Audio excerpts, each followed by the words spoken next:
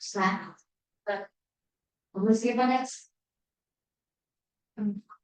Shutter speed control, bakit tayo magko-control ng shutter speed? Depende sa kung gaano ka-sensitive yung film. Na-discuss yata natin ito kanina. Kung ang film ay mabilis mag-absorb ng ilaw, bilisan mo si shutter. Kung mabagal mag-absorb ng ilaw, bagalan mo si shutter. So, depende sa sensitivity ng film. Isa pa, depende sa galaw ng subject. Kung mabilis gumalaw yung subject, bilisan mo yung shutter. Na-discuss natin itong mga ito kanina. Yung purpose ng photo, kung ang gusto mo ay maliwanag, gusto mong madilim, pwede mo rin ma-adjust yung shutter natin. Kung ang gusto mo ay maliwanag na image, edi pagalan mo yung pag-close ng shutter. Gusto mo lang madilim, bilisan mo yung pagsara. Yun yung purpose ng photograph. Either gusto mo ipakita maliwanag or madilim. So, ang shutter, ulitin ko number 1 na iko-control nyo ito kung gumagalaw yung subject natin. At fast moving yung object.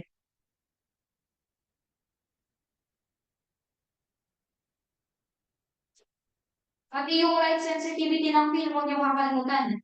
Kung mabilis mag-absorb, mas sensitive, bilisan mo yung shutter mo. Kasi kung babagalan mo, ma-absorb niya lahat ng ilaw. Masyadong maliwanag, hindi mabubuhay din. Kung di ako nagkakamali kanina, na-tackle na natin ito. Parang ito yung details ng mga diniscuss natin kanina. Kasi na-discuss ko lang buo dito, ito na ko lang i-discuss. Para pag nag-take down kayo, tuloy-tuloy na. Kasi alam nila naman na yung concept. Ganon yung pag-aaral ng concept buo yung aaralin yun. Hindi pwedeng introduction, maintindihan mo ba? Hindi pwedeng keywords lang, hindi pwedeng definition mo. Next, sige po. Ito ang shutter speed at F number, pwedeng pagsamahin yan. Pero hindi mo pwedeng pagsamahin ang F22 saka 1/2000. Bakit? Bakit hindi pwede? Ang 22 saka 2000 na shutter speed. Kapag F22, maliit yung butas, tama? Maliit yung aperture. Tapos, bibilisan mo pa yung pagsara ng shutter, 1/2000. Madilim masyado ang mag-o na image. Kaya ito yung sinasabi natin, lilista natin yung F number at shutter speed, pwede silang pagsarahin. So, kung halimbawa ang F number mo ay F22, masyadong maliit, pwede kang gumamit na mabagal na shutter speed. Naintindihan po ba? Napag-combine yung dalawa. And if ever itatanong yan sa board exam, alam niyo na yung concept kung paano sila pag-combine. Naintindihan po ba? Kung maliit ang aperture ninyo, pagalan niyo ang pagsara na shutter speed. Ibig sabihin, mababang denominator ang pipiliin niyo sa board exam. Naintindihan po ba ito? Okay? Kasi kung babasahin niyo lang yung red notes ninyo, pwede niyo ma-memorize ang F number, pwede mo ma-memorize ang shutter speed, pero hindi mo alam kung paano sila gamitin. Kaya itinuro na ng buo dito sa inyo para hindi kayo magkamali kung merong application sa board exam. So far, ang lumalabas sa photography ay yung macro, yung mga types lang ng photography. Wala pa sa actual na function ng camera. Pero hindi natin alam, baka sa inyo lumabas yung mga ganito, yung buong i-discuss natin dito kanina. Kaya kailangan i-review nyo yan. Okay? Next. Dito. Kahit sa photography, ito yung mga lumalabas sa board exam. Yung puro definition of terms lang sa mga past na board exam yan. So, photo micrography, pag sinabi natin micro, ang kitandaan, pinapalaki niya yung minute, ito ay hindi minute minute. Pag sinabi minute object, maliit na bagay. So, pinapalaki niya ang maliliit na bagay up to 50 times. So, halimbawa, ang nakita niyo ay ito bang maliit na bagay? Sa katawan ng tao. Bacteria, puto. Alam niyo yung anak ng puto? Hindi, yung maliit. Kuyuman. Kuyuman. Kung masyadong maliit, gusto mong mapalaki ng up to 50 times, yan yung gagamitin mo. Photo micrography. So yung kuyuman, mag-a-appear yun as sobrang laki up to 50 times. Mapapalaki niya yung kuyuman gamit ito. Pag dito sa forensic, ang pinagagamitan lang ay yung mga nakalista dito, question documents, kasi ang daming maliliit na details yung sulat ng isang tao. Pag nagsusulat kayo, ang daming details niyan na hindi masyadong makita ng mata, kaya kailangan gamitan ng photomicrography. Plus, firearms identification kasi maraming gasgas ang pwedeng makita sa bullet, sa cartridge case, sa firearms. Basta sobrang liit, sobrang fino, hindi na kayang i-examine ng mata, ilalagay yan sa photomicrography. Ang isa pa ay yung buhok ninyo, pag binunot mo yung buhok mo, merong ugat yan, merong bulbs. Hindi mo makikita ang details no. Kaya saan mo siya isasala? Sa photomicrography. Ano ang mga sobrang maliliit na evidence sa crime scene na hindi mo makita ang details? Ang fingerprint kasi nakikita pa yung edges, kaya malaki-laki pa yun. Ano yung sobrang liit? Fiber, very good. Ang fiber ay balahibo sa damit. Okay? So, yung balahibo na yun, hindi mo makita ang details, isa lang mo dito sa photomicrography. Okay? Questions? Ayos na. Semen. Ano ang hinahanap natin sa semen? Pag meron kang nakita semen, makikita mo na kagad yung sperm? Hindi. Kaya isa lang mo dito sa photomicrography. Basta maliliit na evidence sa crime scene na hindi natin makita ang details, ito ang gagamitin natin. Naiintindihan ko ba? Para mapalaki up to 20 times. Ang photomicrography ay huwag mong tatawagin microphotography kasi iba yun. Pausa. Ano ulit ang pinadagdag natin sa camera para dito sa photomicrography? Microscope. Ang photomicrography at photomacro or macrophotography ay nagpapalaki ng maliliit na objects. Ang difference nila hanggang saan nila kayang palakihin yung object. Kasi pag photomicro, 1 to 50 times. Hanggang 50 times niya kayang palakihin yung object natin. Next, sige po. Yung next ay photomacrography, pwede yung tawaging macro photography. Kaya niyang palakihin ng object ng up to 10 times. Para rin ito sa maliliit na objects, pero nakikita yung details. Ano yung object sa crime scene na kahit pa paano kita pa ang details? Fingerprints. Nakikita niyo pa rin ang ridges mo. Maliit ang fingerprints, pero hindi kasing liit ng fiber na ibinigay nating example kanina. Ang fiber or balahibo ng damit ay masyadong pino sa photomicrography yun. Ang fingerprint ay maliit pero kita pa rin ang details, yun yung regions niya. Dito na yan sa photomacrography or macrophotography. Ang idinulunsong natin sa camera ay ito, tube lens or ito yung isang tawag sa tube lens, extension bias. Basta lahat ng prints, maliliit ang mga yan pero nakikita niya pa rin kasi yung ridges. Kaya siya ay covered ng photomacro.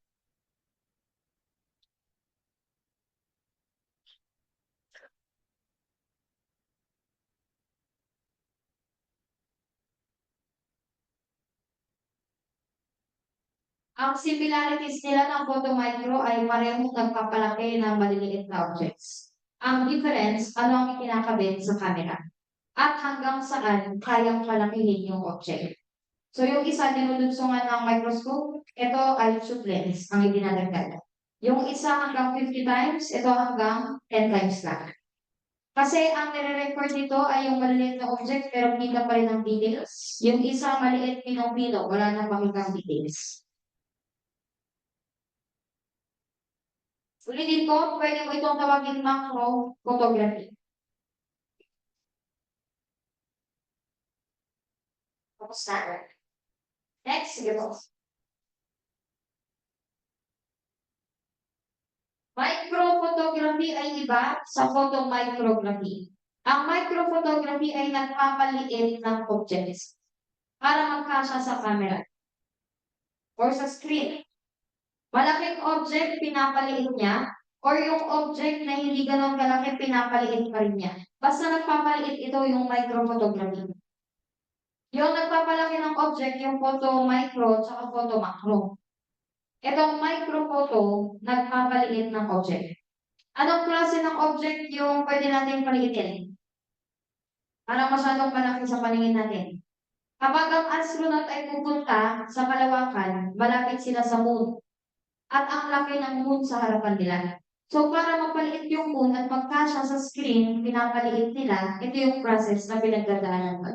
Microphotography. Example ay moon, dahil masyado siyang malaki, hindi kasya sa screen ng astronauts natin, pinaliliit nila. So nagpapaliit ng malaking object ng microphotography.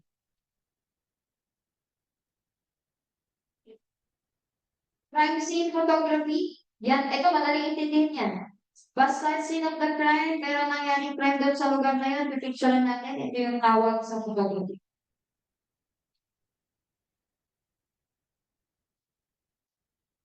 Mag-discuss din tayo ng sample cases na pinipicturean sa crime scene. Sa ngayon, yung unang case natin ay manslaughter. Ang manslaughter ay wala sa Pilipinas. Pag manslaughter, general term ito sa lahat ng pagpatay. Ano ang crimes tungkol sa pagpatay sa Pilipinas? Okay, suratin mo na yan.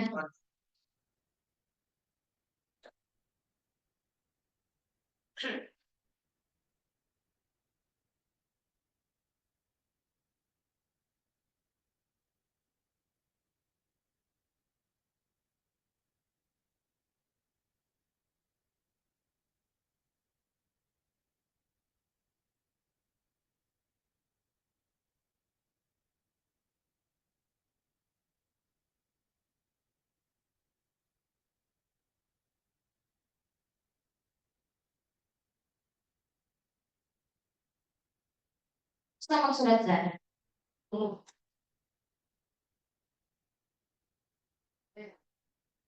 Wait, may nag-roll marks. So, i-discuss natin sa cases ng manslaughter or pagpatay. Marami tayong crimes yan sa Pilipinas. Pero i-take note nyo. Kung merong taong namatay, ang una niyong pipicturean ay identification. Paano ma-identify ang victim? Ano ang pipicturean nyo?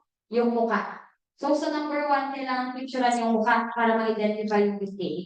Pangalawa, yung mismong crime scene, saan nakita yung bangkay. Kung ang bangkay ay nakita sa kama, picturean niyo yung kama mismo. So, ito, eksaktong lugar kung saan nakita yung biktima. Yung number 3, hindi at minute, minute object. Ang ibig sabihin ng minute ay maliliit na object sa crime scene. For example, hair, yan, fiber, dust, blood stain, ceiling, basta maliliit na evidence sa crime scene, minute object yan. And yung number 4, ano ang ginagawa natin sa katawan ng biktima kapag namamatay? So, kung ito yung bangkay ng tao, nilalagyan natin siya ng chalk mark, tama? Yan, chalk mark. Lagyan natin ng chalk sa paligid niya. After nyan ay tanggalin niyo yung bangkay. Pag natanggal yung bangkay, picturean niyo yung chalk mark. Habang to. Yan. Yun yung number 4. Kung natanggal nyo na yung bangkay, after yung malagyan ng chalk mark, picturean nyo rin yun. Yun yung sinasabi sa number 4. Picturean nyo yung lugar kung saan nyo tinanggal yung katawan ng biktima. Pero tatanggalin nyo lang ang katawan yan kung meron na yung chalk mark sa paligid, kaya dapat mapicturean yung chalk mark na yan. Naintindihan ko ba? Minamark din natin ang cadaver. Okay? Ulitin ko sa case ng manslaughter or pagpatay. Ang unang pipicturean ay number 1, mukha ng biktima. Pangalawa, lugar kung saan nakita yung bangkay.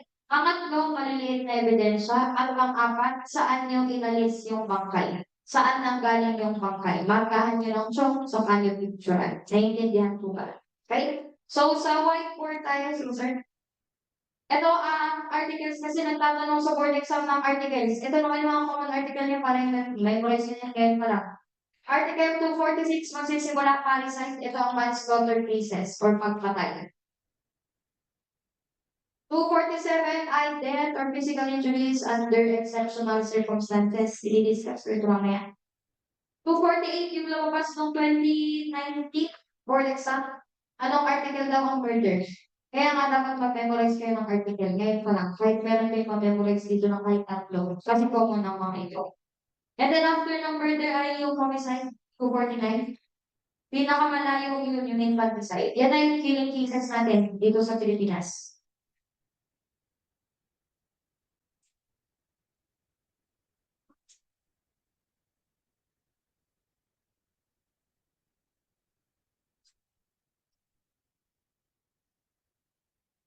Sasaglitin lang natin ito, hindi ko pwedeng i-discuss lahat, para meron lang kayong insight kung ano ang pinagkaiba ng crimes na ito. Pero may separate subject para dito, criminal law.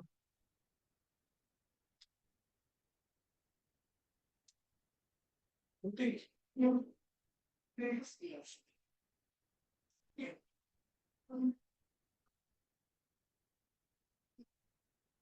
Okay, paki-take note. Pag parricide, sino ang pinatay mo? Ascendants? descendants, kasama ang spouse. Kung maraming asawa, halimbawa, 5, hindi, 4 ng palilinit. Sabihin natin 4 ng asawa. Sa cases ng Muslim, sino ang papasok sa parisite? Yung unang asawa lang.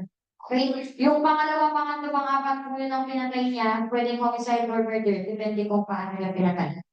May details pa ito, pero i-differentiate ko lang saglit kasi hindi ko pwedeng i-discuss lahat ng elements niya. Ito, yung Article 247, pinakamasayang article. Ang nag-commit ng crime ay married person, ang pinatay niya ay ang kanyang spouse. Kasi nakita niyang nakikipag, nagbabounce-bounce sa ibabaw ng kapitbahay nila. So, nahuli niya na nakikipag-sex sa ibang tao. Nainis yung asawa, nagalit, pinatay yung asawa niya at yung kabit. Yan, pasukin nito. Kahit physical injuries, ikaw ay makakasuhan ka pa rin ng panisayot sa pagpatay sa asawa mo, pero ang penalty ay deserve, imbis na imprisonment. Kaya ang magandang klase ng article yan, bakit niloko ka nila, pinatay mo sila, tapos hindi ka makukulong. Deserve lang. Pero may limit ang deserve, 25 kilometers to 250 kilometers. Hindi mo pwedeng sabihin na, pwede po ba akong magbakasyon sa US? Siyempre, hindi. 250 kilometers lang. Naiintindihan po ba? Yun lang yung limit niya. So, pwede rin ang article na ito sa parents na ang pinatay ay yung anak nila na below 18 years old. Babae. So, kung kayo ay parent, tapos nahuli mo yung anak mo na below 18 years old, nakikipag-sex sa jowa niya, napatay mo silang parehas, papasok pa rin sa article na ito. Hindi lang yan para sa married persons, kasi baka ilan yung details sa wording ha. Lumabas na itong beses itong article na ito, kaya tandaan niyo yan. Ito yung case na una, nahuli ng asawa yung asawa niya na merong kabit, nagsisex sila ng kabit. At pinatay niya yung asawa niya at yung kabit. Kahit isa lang sa kanilang patayin niya, papasok na siya sa article na ito. Kahit i-injure na lang, papasok na siya sa article, desyero ang penalty. Kasama rin dito ang parents na napatay ang anak nilang babae na below 18 years old. Sinahuli nila na nakikipag-sex sa jowa. Next.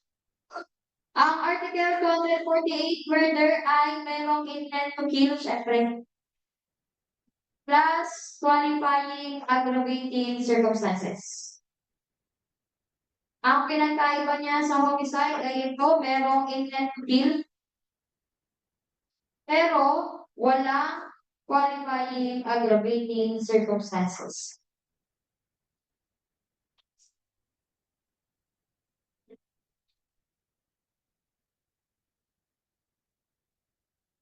Yung infanticide, ang pinatay mo dito ay bata, child less than 72 hours. Less than. Pag eksaktong 72 hours, hindi na yun parricide, murder na papasok. Use of superior strength. Yan na, ulitin ko. Para alam nyo kung ano yung manslaughter cases na kailangan yung picturean yung kung paano biktima. Ganito yung ginagawa natin. Ito yung manslaughter. Yan yung mga kaso ng pagpatay. Hindi ko pwedeng i-discuss lahat ng elements ng ito kasi ulitin ko meron kayong separate subject para dito. Okay? Questions? Clarifications? Pag-memorize na. Ang mauuna magkakasunod yan. 2, 4, 6, 7, 8, 9. Parricide. Tapos yung nahuli yung asawa. Yung exceptional circumstance. Murder. Tapos homicide. I-memorize nyo na ngayon pa lang. Kasi baka maulan yung tinanong nila sa board exam ng 2019 na article ang naging question. Tapos na. Okay, next. Sige po. Next slide.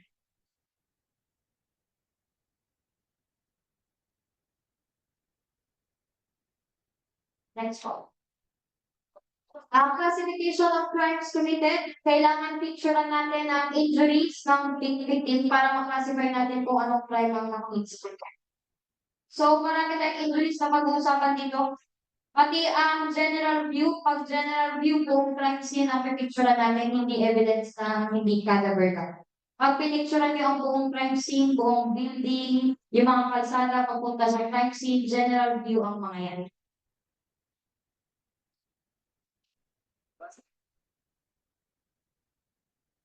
Number 3, yung point of view, ang ibig sabihin niyan, kung saan tumayo yung witness, doon din tatayo ang photographer. Kung ang sabi ng witness ay nakatayo siya sa pintuan kung na-witness niya yung crime, dapat tumayo din doon ang photographer. At doon siya magpipicture. Para makita natin kung paano nakita ng witness yung crime. Doon ka rin tatayo bilang photographer. Yan yung sinasabi sa point of view. Kung saan nakatayo yung witness, doon ka tumayo para kumuha ng pictures or photograph. Tapos ito yung general view ng building. Kung buong bahay yan, hotel, apartment, kung saan nangyari yung crime, ay picturean mo yung building mismo.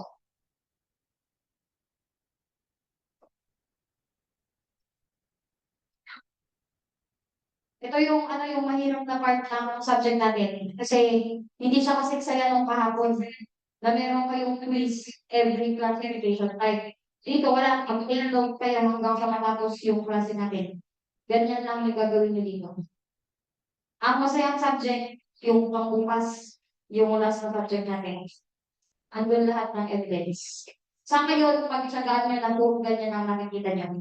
Puro word sentences. Di ba, hindi mo nakaboard na kasi sulat nyo. Okay na?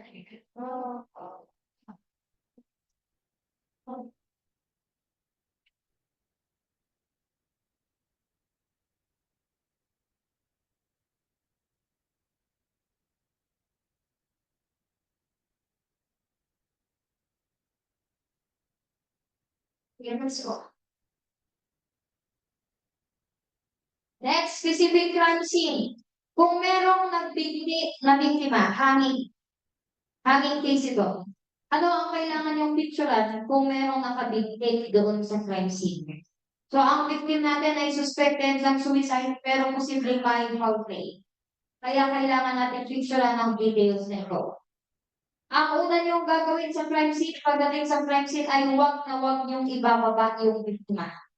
Kung yan ay kulay puti na hindi mo na yung marirevive, huwag mo nang ibaba, wala ka nang magagawa. Picturean niyo na muna, naiintindihan mo ba? Kasi evidence na yung bangkay niya. Right? So, number 1, picturean niyo ang biktima habang nakasabit, huwag niyong ibaba.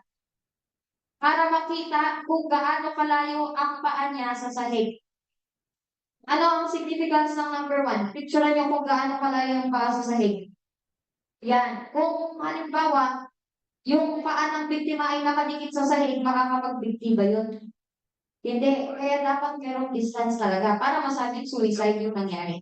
Kasi kung nakadikit yung paa niya sa sahig, ibig sabihin, baka tinali lang siya. Naintindihan mo ba? At hindi talaga nag-suicide. Mahalaga ito, number 1. Next, picturean niyo yung lubid na ginamit. Baka meron kayong makitang hair, fiber, fingerprint coin. Makakapag-collect ulit tayo dyan. Number 2, dito, yung lubid ang picturean sa number 2. Number 3, yung mismong crime scene, 4 corners ng kwarto kung saan siya nakita. At number 4, ang pipicturean ay paano tinali yung lubid. Kung ang nagpakamatay ay ordinaryo na tao, bakit yung lubid niya pang BFP? Nag-duty kayo sa BFP? Yes. Alam niyo kung paano magtali ng lubid ng professionals. Kung ganyan ang makikita natin sa crime scene, pero ang nagpakamatay ay pagbalon at kaya ang lubid sa bigay. Hindi rin kaya gawin ng magpabalik. Naintindihan mo ba? So, ay training ang mga kagawa nun. Kaya picture niya ng maigit kung paano tinali yung lubid. Yun yung na sinasabi sa number 4. Okay? So, sa case ng hanging ang pinipicturean, bangkay habang nakasabit, distance ng paa sa sahig. Picturean nyo yung lubid, yung kwarto, at paano tinali yung lubid. Ano yung pagkakabuol, yun yung na. Alam niyo naman ang iba't ibang klase ng pagkakatali ng lubid kasi nag-training naman kayo sa BFP. Siguro naman ang internship nyo ay hindi online. Ano? Face-to-face? Internship? Walang masaya sa internship na kasi hindi nyo may experience yung dapat yung experience sa field. Next, tinuruan ba kayo mag-math? Sa field? Kaya alam nyo each math. Next. Yung next one. Okay, rate please. May take note na ang elements ng rate, yung stages muna ng rate. Ang meron lang ay attempted at consummated. Wala tayong frustrated rate. Ano ang rule natin sa rate? Slightest penetration. Matouch mo lang yung hymen ng babae, consummated rape na yun. Naiintindihan ko ba? Hindi attempted, hindi frustrated. Paano kayo magkakaroon ng frustrated na kaso ng rape? Ano yun? Konting na kaso. Kasi ang rules natin ay kahit konting touching lang, consummated lang agad yun. Naiintindihan ko ba? Kung di mo na-touch, edi attempted stage. Meron po tayong question dito? Attempted kapag nakahubad ka na, ready ka nang bahasain yung biktima, pero nahuli ka. Yun yung attempted. Kapag consummated, nakakabad ka na at na-touch mo na talaga, yung feelings mo na-touch na yung hymen ng babae. Consummated rape na yan. Kaya lang meron tayong dalawang klase ng rape sa revised penal code. I-take note nyo na muna yan. Kasi merong bagong law sa rape ng 83 Take note nyo muna yan.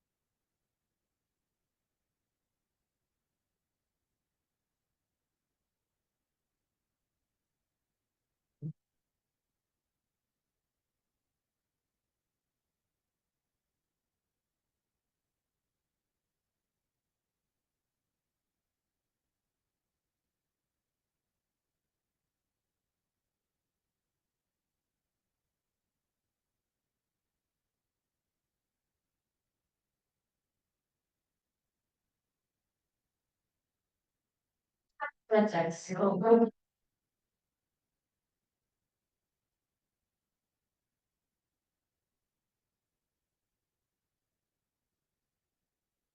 Ulitin ko pag tinanong, ano lang ang stages of rape? Attempted at saka consummated. Walang frustrated rape. Pero merong nangyari na frustrated rape sa Pilipinas noong 1950s to 1960s kasi hindi pa malinaw yung batas. Noong time na yon, hindi pa natin alam kung meron pa talagang frustrated or wala. Pero ang ruling ay frustrated rape. Yung pangalan ng kaso, pakitandaan, baka itanong sa board exam, People versus Elinia. At ang victim niya ay 2 to 3 years old na bata. So, hindi mag-classify kung yun ba yung consummated, frustrated. Pero frustrated rape ang naging ruling sa kaso na yan.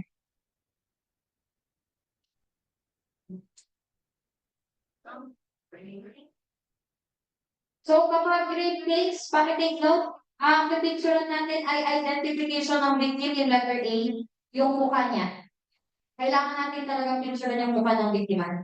Pangalawa, picturean niyo yung victim na nakadamit at walang damit. Baka meron tayong makikita mga pasa or kahit anong sulat sa katawan. Kaya kailangan picturean ng nakahubad. Ang gagawa naman nito ay medical legal officer na babae. Naiintindihan po ba? Hindi pwedeng lalaki ito. Next, photograph ng victim sa stomach. Bakit kailangan yung picture ng stomach? Ano nakikita sa stomach? Ano nakikita sa stomach na evidence? So, semen. Ano pa? Yung hair. Ano pa? Laway. Possible. Baka meron din tayo makita ng injuries part ng stomach. Yan. Yan. Oh, buhay yung kahit buhay. Kahit buhay, rapist eh. Hindi naman rape with homicide ang kaso natin. Rapist, buhay ang biktima dito. Kung rape with homicide, doon pinatay yung biktima. Okay? So, buhay man or patay, ito ang picture na natin. Take note, ano ang makikita sa vagina? Ganun din sa yung specimen, semen, pubic hair. Tapos ito, laceration. Hindi magkakaroon ng laceration sa vagina ng babae kung hindi virgin or hindi man ito pinasok. Kung ang pinasok sa kanya ay mas malaki sa penis, kahit hindi na yan virgin, magkaka-laceration yan. Naiintindihan mo ba? Ang example ay case dito sa Pilipinas, bote, hindi pinasok sa kanya. Wow. Tapos, lang yun sa kaso, ito po, pinatulong ko yan. Ang dami na rin sa kanya, tapos bote yung gamit. Pag ganun kalaki yung ipapasok, talagang kahit hindi virgin, magkakaroon ng laceration. Naiintindihan mo ba? Yan, part ng vagina. Next, picturean niyo yung lugar kung saan nangyari yung krimen at ano ang mga ito. Picturean niyo lang yung Tagalog sa taas. Ano ang contusion? Pasa. Ang contusion ay pasa. Ruiz. Ang abrasion ay gasgat. Tapos, hematoma ay bukol. Contusion ay pasa, abrasion ay gasgas, hematoma ay bukol. Naintindihan mo ba? Yan ang common injuries na pwede makita sa rape cases. Sige, sir, pa. I-take note nyo ang klase ng rape. Paki-take note. Yung rape proper or yung traditional na klase ng rape, babae lang ang pwede maghahasa. Lalaki ang nang-rape. Okay. Gentlemen, ayun o, sa sexual assault. Pangalawang klase. Ang rape by sexual assault, huwag kayong malungkot kasi kasama na kayo dito. Kung kayo ay gagahasain, may maikakaso na kayo. Yan, rape by sexual assault. So, dito sa rape proper ang involved ay vagina to penis to vagina. Yan. Pero kung ibang paraan, dito na yan sa sexual assault. Ano ang ibang paraan ng sexual intercourse? Ano? Anal to penis. Yan. Anal, oral na katse, or merong pinasok na objects. Babagay ko kayo ng mic gun. Pero pwede ka sexual assault. Bakit kung kayo ng mic para makita nyo kung ano ang laceration. Naiintindihan ito. Tingnan nyo kasi iba yung rape proper o yung traditional. Pag traditional, babae lang ang biktima, lalaki lang yung ating suspect. Tapos, feelings to vagina ang paraan. Pero kung babae, kung lalaki, tapos hindi vagina ang pinasukan ng lalaki, halimbawa sa adults, dito na yan sa sexual assault. Naiintindihan mo ba? Kasi dito any gender at ibang pagkain. Basta lumabas dito, ilagay nyo na sa sexual assault. Kasama dyan yung pagpasok ng objects. Oo, halimbawa, kamay. Finger, pinasok doon sa puwet, pinasok sa vagina. Penis, pinasok sa puwet, pinasok sa bibig. Basta merong involved na sexual organ, baka sabihin mo, paano kung yung daliri ko pinasok mo sa ilong ng mga bibig? Hindi naman sexual organ yun. Hindi naman sexual organ. Basta may kasamang sexual organ na involved, ipasok nyo sa rape by sexual assault. Ang pwede mo ikaso doon tama, unjust vexation kasi binag-visit ka ng katabi mo. Ang sobrang pang-visit ay unjust vexation ang kaso. Nakinis kayo ng gusto. Lagi kang inaasahan na matabang ka, kasi mo ng unjust vexation.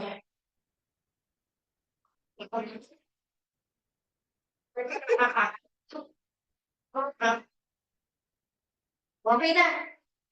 O magaling. Ang paraan ng paggagahasa ay ang mga sunod, intimidation. Tinakot niyo yung tao, kaya nagahasa. Tinakot yung tao. Anong example ng pananakot sa rape cases? Sinutukan ng baril, sinutukan ng kutsilyo, yung mga ganyan. Tinakot yung biktima, intimidation. Example pa dito yung pinagbantaan yung biktima, napapatayin niyo yung buong pamilya. Ay, mga ganyan. Intimidation yan. Force, pinilit niya yung babae. Tapos, unconsciousness, yung babae ay tulog or pinainom ninyo ng alcohol, ng drugs, ay ng ha? Chin daw.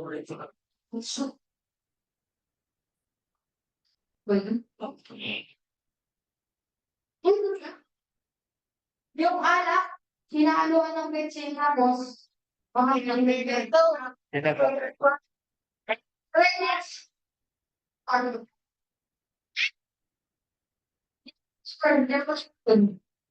Yes. Nagtitigan ko po na ng alcohol at betsin na hindi pwede sa isa't isa kaya ito na result, pero hindi ko alam. Parang kung totoo. Ay, nagkakaroon na ba? Ay, ko anong lasa?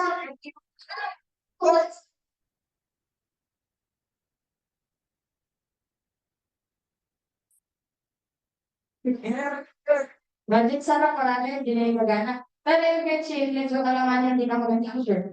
Pero kung meron lang naman ko ngayon, private sila, basta. Pero baka, kung meron ka napatulog dito na sa gising mo, malalang kung bukas yung part ko, ganun ba?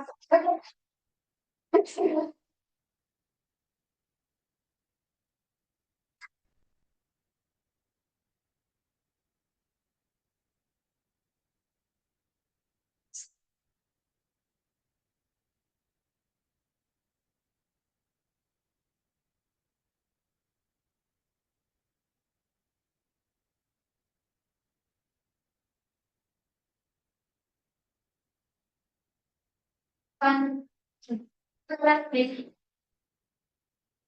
Sabi ng online. Yes, after hello, sa online, hindi na sundan, sayang naman. Perfect. Perfect.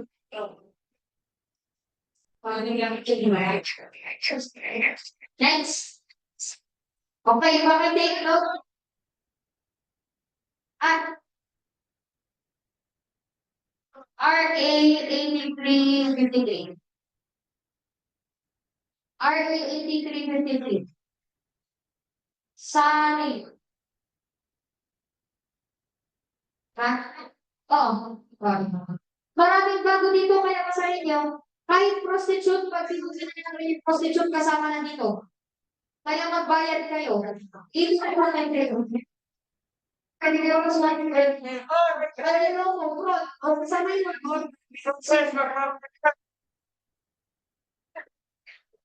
yung people versus Irinya ang nag-iisang kaso ng frustrated rape. People versus Irinya. Frustrated. Kasi wala naman frustrated rape pero nagkaroon tayo dito. Ito yung time na hindi pa malinaw yung batas natin. Kasi sinauna pa ito.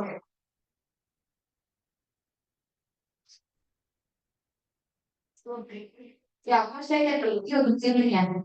Dati pa yung 1950s or 60s na kaso kaya pero ngayon, okay na free na yung batas natin walang frustrated rape. Consummated lang, tsaka attempted. Basta na-touch ng penis yung hymen ng babae, consummated na yun. Slightest penetration, slightest touching ay consummated ka agad. Okay na, pakiting note.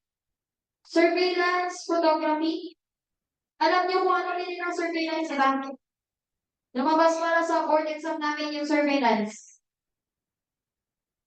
Pag surveillance, ano ulit ang chinecheck namin? Tao or lugar.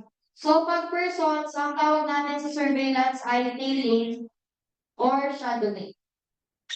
Yan. Kapag meron kayong pinamantala ng tao, tailing or shadowing after. Next, kapag races, lumabas mo sa board exam namin, facing kapag police ang gumagawa. Tapos, reconnaissance kapag military.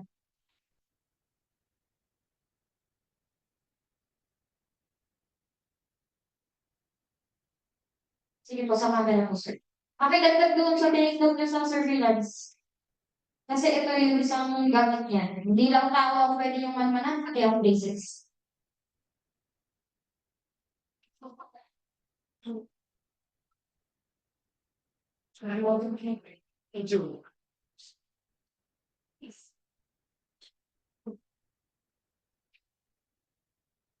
Ang surveillance ay pagmamanman sa tao at sa lugar.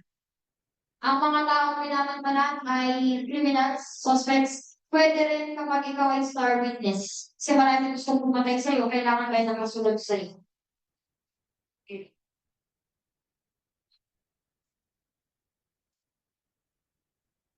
Ang places, dalawang klase, ang lumabas sa board exam namin ay casing. Yun, yung ginagawa ng pulis. Ang pulis ang nagbantay, nagmanman sa lugar, casing. Yun. Pag military ang nagmanman sa place, record. Feeling or shadowing pag tao yung sinusundan. Maraming paraan ng pagsunod sa tao, pwedeng by foot or pwedeng mobile. Sasakyan.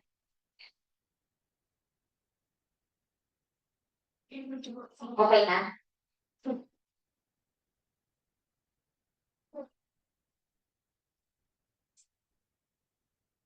Sige, next one.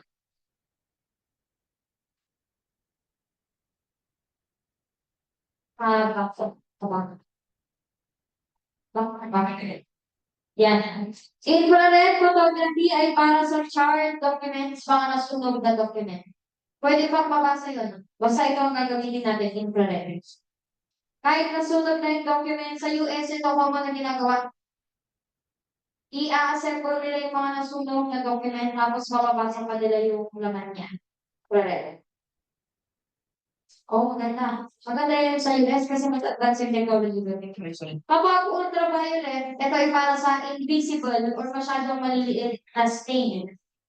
Ano ang mga invisible hindi na masyadong makita sa crime scene? Semen, laway, ihi, yung mga yan. Kasi natutuyo yun. Kaya hindi na natin makita. Ang gamitin nyo, UV. Yun, ultraviolet para sa invisible na evidence. Kapag ang evidence ay hindi naman invisible pero nakatago, ang gagamitin nyo ay X-ray. Pag X-ray, hindi invisible. Nakatago yung object. Anong example ng bagay na hindi naman invisible pero nakatago? Yung damit sa maleta nyo. Nakatago yung sa maleta. Kaya ang ginagawa sa airport, pinapadaan sa X-ray. Naiintindihan nyo ba? Ang damit ay hindi naman invisible, nakatago lang siya sa maleta. X-ray ang ginagamit ko. Kapag invisible, UV. Pag documents, infrared.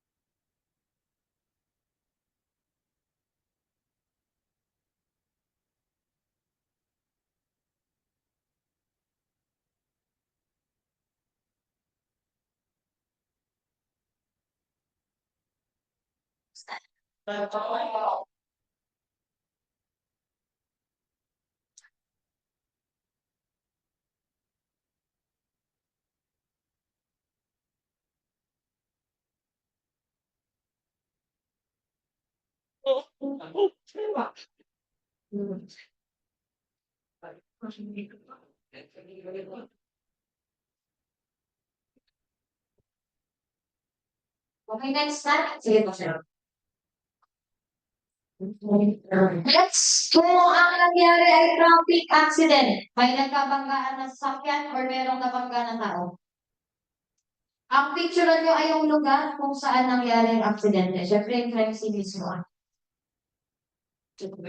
Yung kalsada, pipicture natin yung buong kalsada. Ito, kailangan natin dito ng drone kung meron. Kasi field ito eh. Field yung crime scene nyo, kalsada, nasa labas. Pwede yung drone shot. Letter B, picturean mo both side ng drivers. So, sa may driver's seat, tapos yung nasa kanan ng sasakyan. Both sides ng sasakyan nila. Kasama yung drivers, picturean mo. Close-up photograph ng impact. Ang impact ay yung pinakalumubog na parte ng sasakyan. Doon natin malalaman kung nasa yung impact. Yung pinakanasira na parte ng sasakyan, andun yung impact. Yun ang pipicturean natin.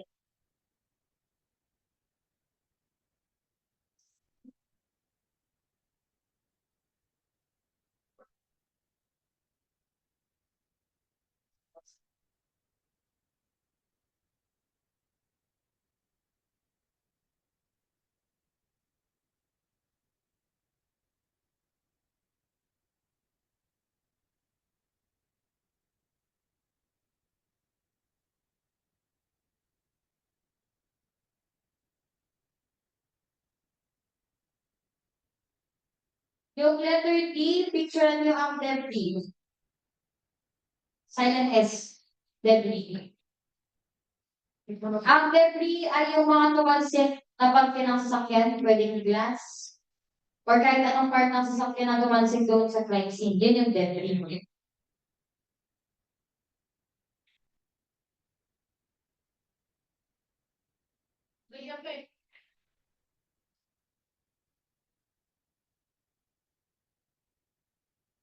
So, ulitin ko, ang mismong pipicturean ay yung buong kalsada, letter A. lugar kung saan nangyari yung crime scene, pwede ang drone shot dito. Pangalawa, picture niyo both sides ng sasakyan ng driver seat sa kaliwa, tapos yung sa kanan, passenger seat. Yung letter C, picture niyo ang impact or saan yung pinaka-dumiin, pinaka-nasirang parte ng mga sasakyan, yun yung impact yun. And debris, yung mga kumalat na parte ng sasakyan. Common ID class. Tapos na. Okay, sir, next one. Next, picturean niyo yung parehong drivers pero huwag niyong pagsasamahin sa kwarto. Separate room yan pag pinicturean.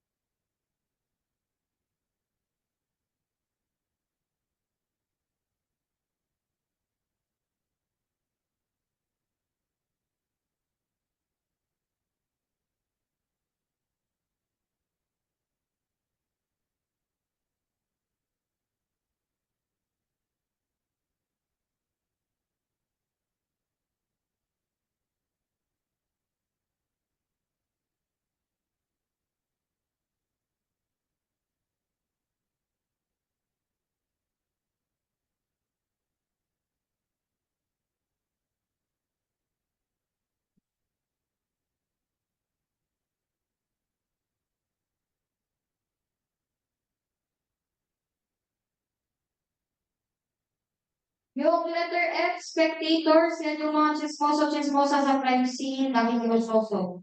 Kahit hindi naman kilala yung victim sa yung suspect. Spectators ay mga chismosa. Ang legal term ay kibitzers. Yan, chismosa. It's easy to just. It's all habits. It's all habits.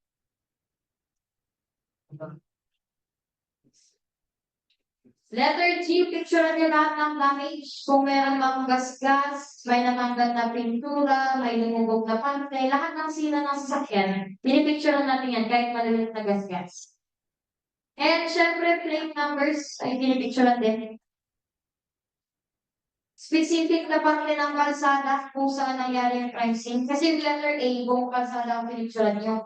Ito, yung letter I, specific na parte ng kalsada. Sulat mo na lahat yun.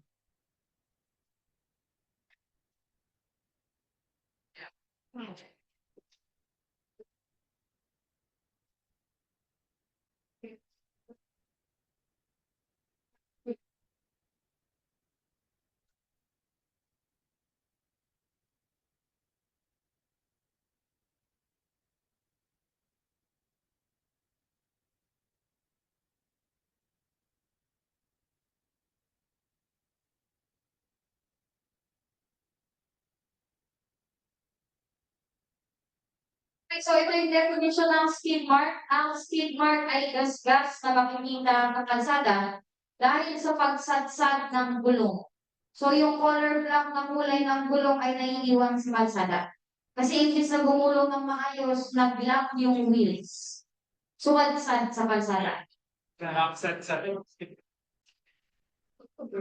Skid marks. Yun ay letter J. Ang skid marks ay nabubuo kapag masyadong inapakan patiin yung pagkakaapat doon sa brakes at naglalak yung gulong. Naipis na gumulong siya ng maayos, wala, nag-i-slide na lang yung gulong sa kalsada. Kaya naiiwan yung color black na color niya.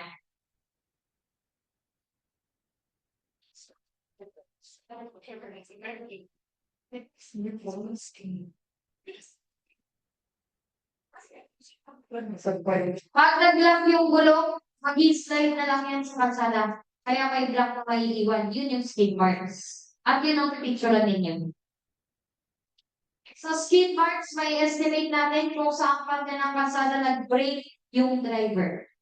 Kasi hindi magkakaroon ng skid marks kung hindi siya nagpreno. At maliit yung pagkakapreno niya. Okay na? Next, silver.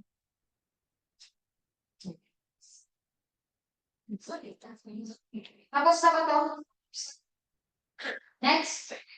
Investigative photography ay ginagawa ng investigator of case si IOC. Si IOC ay pwede mag-picture sa crime scene, hindi lang sa uwang may hawak niyan. May ituturo kayo buong process sa crime scene. Mag-photography, hindi ako sure kung may nakatry na nito sa inyo. Pero para daw sa mga suspect, mga nahuli, yan, wanted person, mag-shot, mag-photography. Yung pipicture lang kayo nakaharap, tapos side view right, side view kaliwat yan. May height sa likod din yan. Doon yung mga height natin. For reference. Pag na-picturean ka na ng PNP, congratulations, andun ka na sa Rose Gallery. Picture na mga kriminal.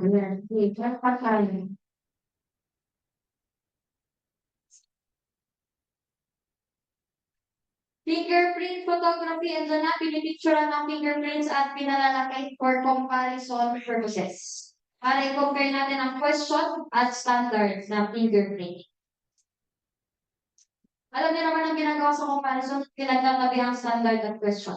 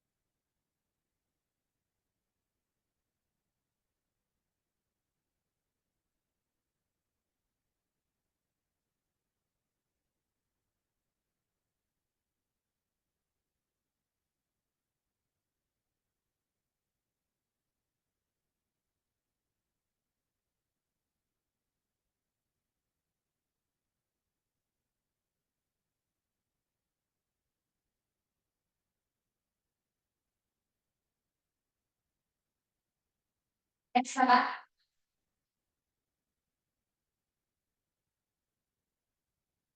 Okay, next, firearm identification, photography, nandiyan na. Ang pinipicture ng firearms, cartridge cases, bullets. At lahat ng klase ng projectile. Ang projectile ay pwedeng bullets or pellets sa shotgun. So, ang pinipicture, ulitin ko, ang firearms, cartridge cases, bullet. Kasama natin ang lahat dyan sa firearm identification photography.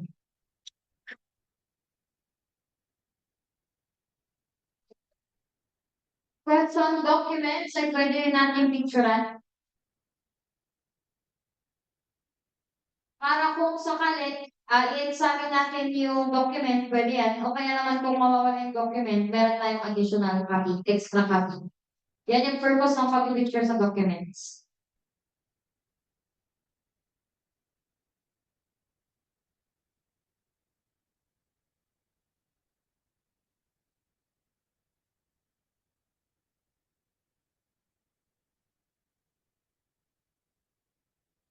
Hindi kayo lagi may lecture, di ba? May break ba kayo after ng sa atin? After tomorrow, may break kayo. Yes. Pagbasa kayo gumawa kayo ng schedule ninyo. Dapat sa isang araw, sa loob ng isang araw ay may subject kayong mababasa. Kahit isang subject, kahit iskan ninyo. Basa kayo ng 8 hours kasi baka effective sa inyo yung 8 hours. Sa akin kasi 3 to 4, doon lang yung naiintindihan ko, 3 to 4 hours. Pero yung top 1 namin, yung batch namin, si Sir Amelia, 14 to 16 hours yung magbabasa niya. Na hindi ko alam kung kaya niya yun, kasi ako wala. Habang sa nagre-review ako, humihiling na ako. Kaya na utak. Kaya. Oo, 14 to 16 hours. Grabe yun. Pero ang nakuha niya sa school niya ay 500,000 pesos. Wala kang million yun. Like money. Hindi lang yan para sa pera, para sa future nyo yun. Kaya tsagaan nyo. Pag-bakasyon, magbasa kayo kahit pansin ng subject. Huwag kayong tumalong na ng subject guys. Para mo ang nabasa mo ng araw na ito ay Lea 1, ang isunod mo Lea 2, Lea 3, dapat magkakasunod yun per subject area. Hindi yung depende sa lawin mo ng pagbabasa. Hindi pwede. Mali yun, magkakano-kano yung knowledge kapag gano'n. Hindi. Gawa kayo ng sarili yung kalendaryo. Si ako ngayon lang sinusunod ng kanunin yun, ganyan lang. Tapos, kaya nila bang pag-board exam? Pwede kayo magpapasok kayo. Kung kaya sige, mag-board exam kayo ngayong season, pero hindi na. I-estimate ninyo. Alam mo yung sarili mo kung kaya o hindi. Ako, in-estimate ko hindi mo kaya. Sabi ko, kung papausaman ako siguro 75, ayoko ng 75. Kaya pinano ko na na next board exam na ako mag-take. Inapos ko nga ng 3 beses. Kaya yung review ko, imbis na 1 year lang, maging 2 years and a half. Kaya, bahala kayo. Kung effective sa inyo, mas mahabang review. Okay na? Next. Hindi ba next? Gawa kayo ng schedule nyo, ha? Next. Para sa kaso ng arson, ang arson ay intentional na pagsunog sa property. Kung nasunog mo ang isang bagay pero wala kang intent, hindi yun arson. Take note. Kung meron kang sinunog na lugar or bagay at wala kang intent, hindi yun arson. Kasi ang arson ay always with intent. Kung hindi mo sinadyang manunog ng objects, hindi ka papasok sa arson pero sigurado may kaso ka. Kung ang nasunog mo, for example, ay kagubatan, hindi na arson, yung magpaparusa sa'yo. Ang magpaparusa ay revised forestry code, yung batas natin tungkol sa kagubatan. Hindi arson ang kaso doon. Kapag walang intent, hindi arson. Pag may intent, arson yun. Kaya nga hindi rin yung willful.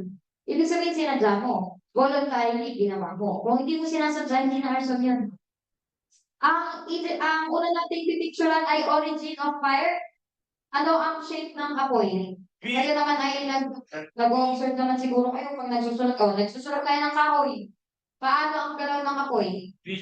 Pataas, ganyan. So, kung ito yung wall, yan. Ang hahanapin natin ng shape ay anong shape? Yan, V-shape. Kasi ganito yan. Meron kayong makikita usok na color black sa wall. Tapos shape B. Bakit shape B yung usok na black na makikita sa wall? Say, pataas na tapos pakalan. Naiintindihan po ba? Anong parte ng shape B sa wall ang hahanapin natin para sa origin of fire? Yung pinaka-ilalim. Yung pinaka-ilalim ng shape, letter B, na makikita niyong usok sa wall, andun ang pinanggalingan ng apoy. Origin of fire. Naiintindihan po ba? Ang hanapin ninyong shape ay B-shape. Sa walls yan makikita, depende kung saan nagsimula yung sunog. V-shape or cone shape. At ang pinanggalingan ng apoy ay yung ilalim ng V-shape na yun. So yun ang pinakakunin nyo. Yan yung una natin pipicturean, yung number 1, origin of fire.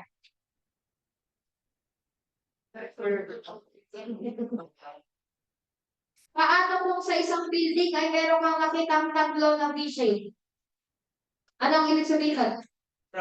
Yun, very good. Kung isa lang, pwedeng aksidente. Pero kung tatlong V-shape, ibig sabihin tatlo ang pinanggalingan ng sunog, sinadya na yun. Yun talaga yung arson.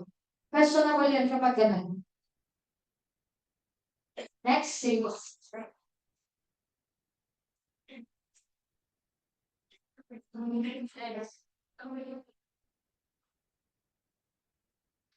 Number 2, direction and spreading of fire. Gaano kabilis kumalat yung apoy?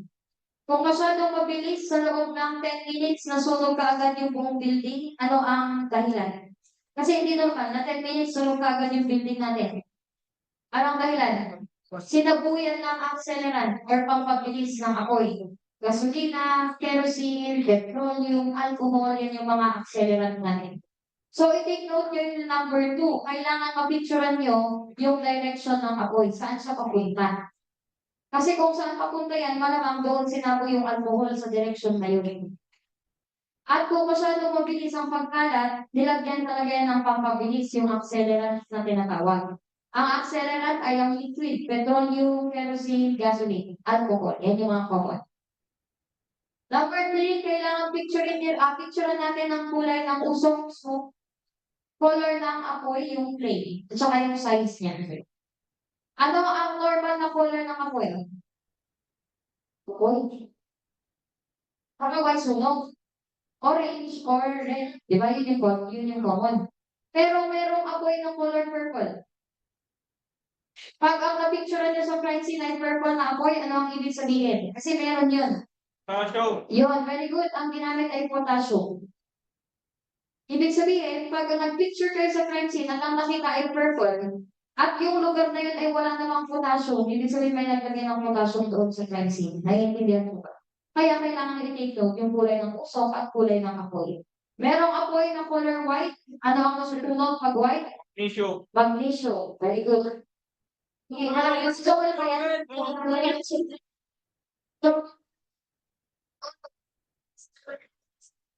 Next, at number 4, picture on yung spectators. Di ba yung spectators yung kibitzers? Yan, chismosa, chismosa. Kasi baka isa sa kibitzers namin yung nanunog. Baka isa sa kanila ng arsonist. Bumalik siya sa crime scene para makita kung ano yung update sa crime. Kasi kaya yung ginagawa ng ibang arsonist, nakikibalita. Kung minsan, kung sino yung sumunod sa property, yun din ang unang magre-report. Para kunwari, siya yung nakadiscover. Pero siya pa lang nagsimula. Kaya nga picture nyo lahat. Mga officero, pipicture natin lahat yan. Baka isiglan yung arsonist natin.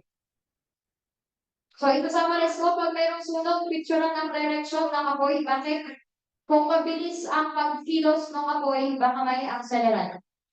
Pangalawa, picture ng kulay ng smoke and flame. Kasi yung kulay ng flame ang magdidictate kung ano yung object na nasusunog. Next, number 4, picture ng mga chismoso, chismosa. Next. Okay, preparation ng photographic evidence. Paki-take note. Kanino tayo pwedeng kumuha ng evidence? Kanino? Kaninong picture? Kaninong kuha? So, ang mga na-picturean ng mga sumusunod, yan ang pwede natin i-present sa court.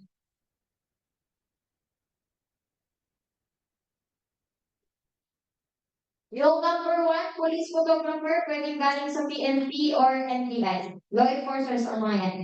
Basta isulat nyo, law enforcement officers, PIDEA, yung mga yan, nag-picture sila. Ang tawag sa kanila ay police photographer, law enforcers. Pwede natin i-present yung ginawa nilang picture sa korte.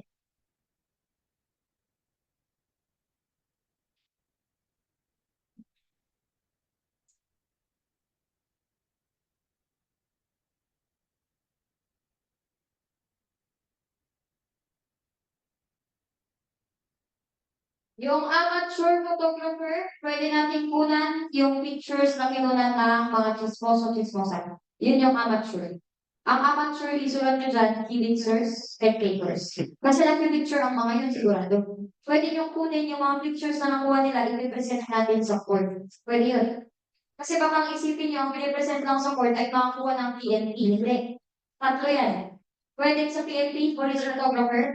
Pwede sa mga kibitzer, amateur. Or pwede sa media. Yung newsmen natin, ABS-CBN, GMA, pwede i-present sa court yung pictures na nakuha nila sa crime scene.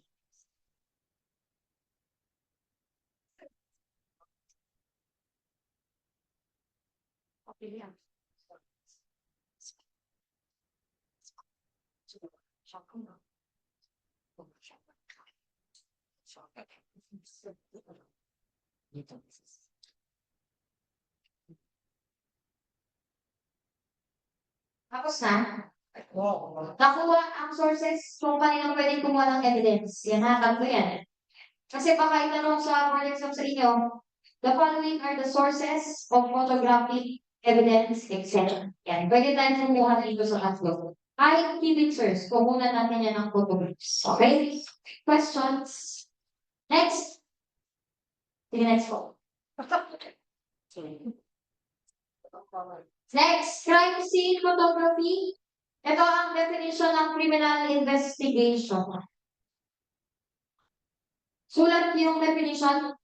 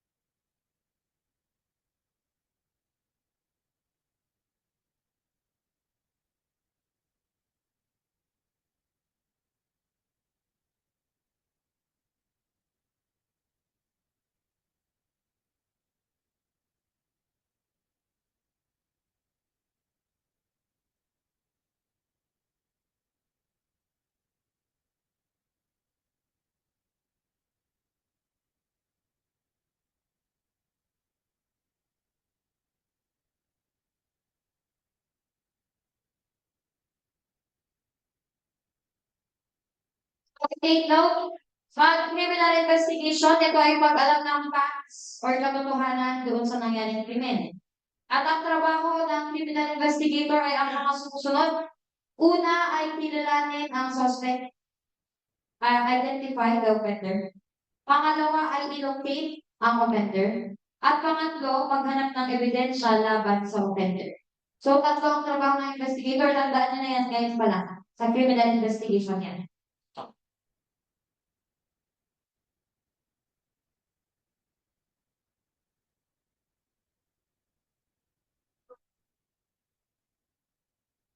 Oo nga. Ang sila.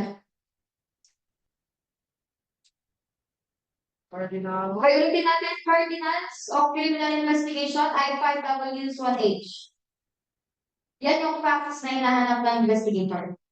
At para makuha yung facts, meron tayong 3 I's ng criminal investigation. Yan ay information, interview, or interrogation pagkasama yan. Tapos, instrumentation. Paggamit ng criminalistics, ng tools sa pagkolekta ng evidence. Iba ang cardinal sa 3 I's ha. Kasi sinulat niyo ang definition ng criminal investigation tama. Ang hinahanap ng investigator ay facts doon sa crime. At ang facts ay ang 5Ws 1H cardinals. Para makuha ang cardinals, ang gagamitin mo ay 3 I's, tools sa criminal investigation. Ang 3 I's ay information, interview, interrogation, and instrumentation.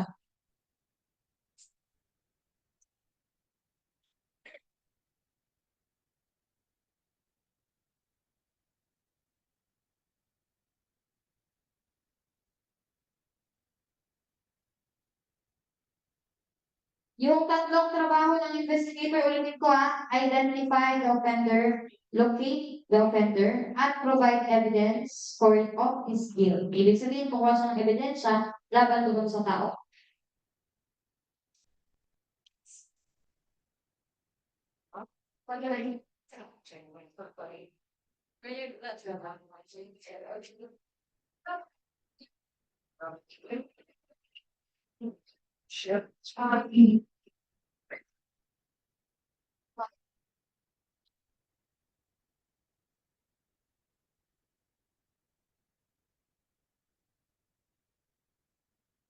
Next na. Okay, next. Simple.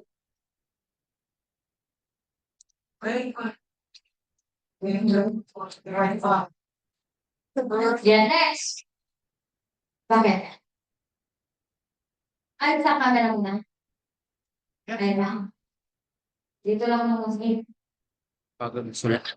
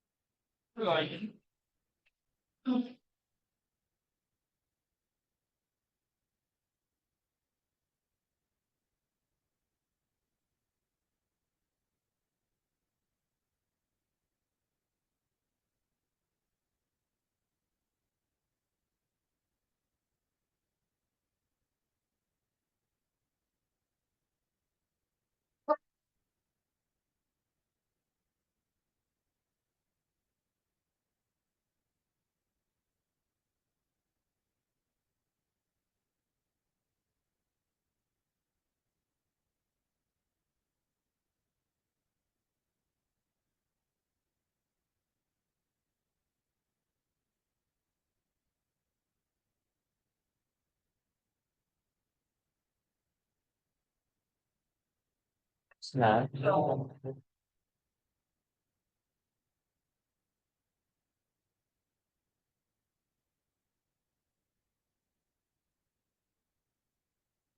Gusto. Okay, sure. Yeah. Okay, next, sugot na yun. Next, meron tayong tatlong methods na mag-record sa crime scene. I-discuss ko yung process mamaya. Pinakauna ay note-taking. Sino yung nagsusulat sa online? Ano pangarap? Ayoko ng credit. Huwag kong magsulat sa online ano. Kung meron kayong questions, clarifications, pero kasi baka hindi nyo alam na nasusulatan ninyo. Kasi di ba sa online, kumukuha ng keywords ina-underline na. Kaso nag-a-appear sa slides natin. Kaya, oo, nag-a-appear sa slides pag sinusulatan ninyo sa online. Kaya iwasan niyo muna. I-take note niyo na lang huwag niyo sulatan yung slides. Tatlong methods maliban sa note-taking ay sketching. Tapos, photography. So, tatlo yan note-taking, photography, and sketching. Ba't kailangan natin i-record ang crime scene? Una, para makita ang original na itsura ng crime scene bago pa siya masira.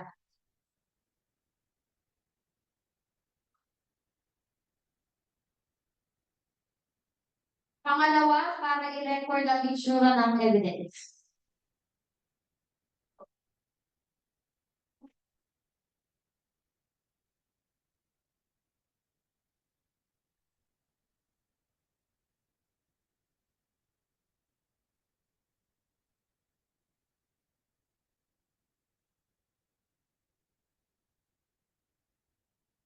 Pangatlo, para magkaroon ng permanent record ang crime scene at evidence.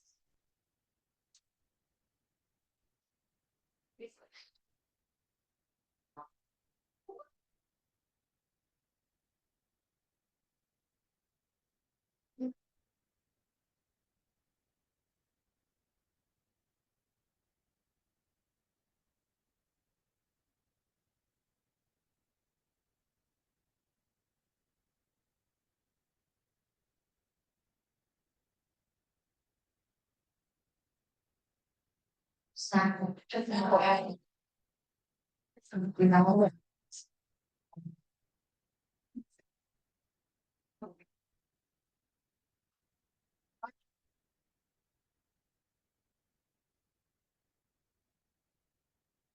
Right, sige, sir, dito po sa whiteboard.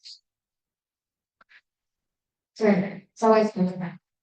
Okay, so makinig. Ako ang magre-report sa inyo, kayo ang PNP Headquarters Station. Meron po akong nakita dito yung kapitbahay ko po nakatumba po siya. Tapos nahihingalo po. Hindi ko po alam kung buhay pa ba siya or patay na. Sino ang unang ipapadala ng PNP? Yan, first responder. So, ang unang darat sa crime scene ay si first responder. Ang trabaho niya, ano ang unang gagawin niya sa crime scene? Yeah, burn area. Gano'n. Yung biktima, i-check niyo muna kung buhay pa. Kasi tinitigan kayo ng nagko-cordon. Kino-cordonan mo yung crime scene, nakatingin sa yung biktima. Bakit so inuna yung pagko-cordon? Kaya hindi lang yung cordon. Kasi binigay na natin si Ren. Naghihingalo na yung tao ng cordon ka muna. Kawawa naman yung victim sa inyo. O makinig. Pag first responder, actually, ang una ay save lives kung meron kayong isasalba. Yan, pwede kayong mag-first aid kung kaya. Kaya nga tinuruan tayo ng first aid, tinuruan kayo ng klase ng carry. Tama? Ano ang carry na alam nyo? Carry ang the best yung fireman's carry. Next, number 2. Tingnan mo kung merong, huwag mo na mag-cordon. Tingnan nyo kung meron yung suspect, pwede mong arrestuhin. So, pwede po mag-aresto ang first responder kung andun yung suspect. Yan. Ito pala. Save lives, first aid. Pwede kayong kumuha ng dying declaration kung mamamatay na talaga yan. So, yung dying declaration, kung kung hindi mo kaya i-survive buhay, ibig sabihin wala na talaga.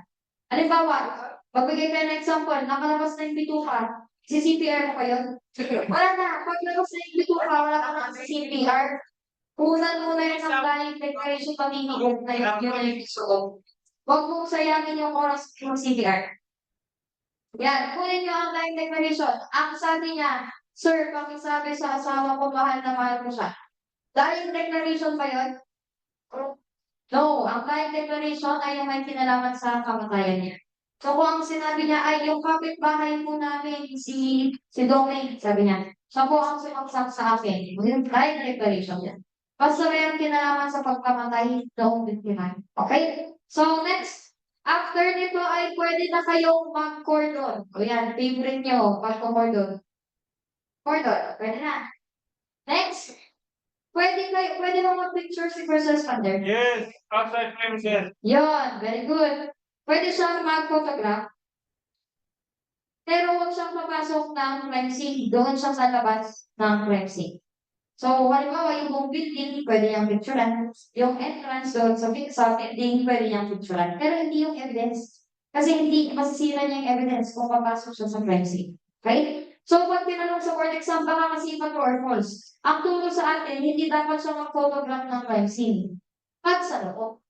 Pag sa labas, pwede yan. Naiintindihan ko ba? Okay? Ang strict natin dito eh. Yung tinuro sa atin, bawal talaga siya, pero pwede yan. Pag sa labas. Next, na-confirm ng first responder o patay na yung biktima natin, nakalabas yung bituka, wala na. Ano ang next na gagawin ni first responder? Tatawag sa headquarters, sa station. Ang gagawin ng station ay mag-a-assign na ng IOC. Hindi pwedeng IOC kagad ang pupunta sa crime scene. Paano kung wala palang crime? Paano kung prank caller? Kaya ang isa sa trabaho ng first responder ay i-verify kung may crime or wala. Ngayong na-verify niya na meron ng bangkay doon, tawag na sa headquarters para magpadala sila ng items. So, ang IOC ang next na darating, investigator on case.